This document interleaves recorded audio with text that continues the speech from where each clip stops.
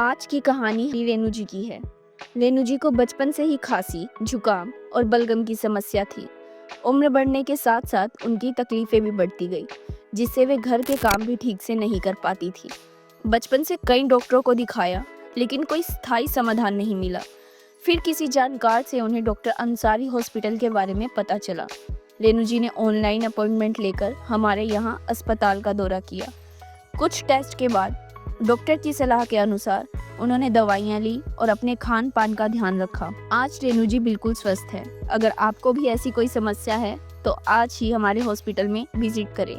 Doctor Ansari hospital, Derabassi.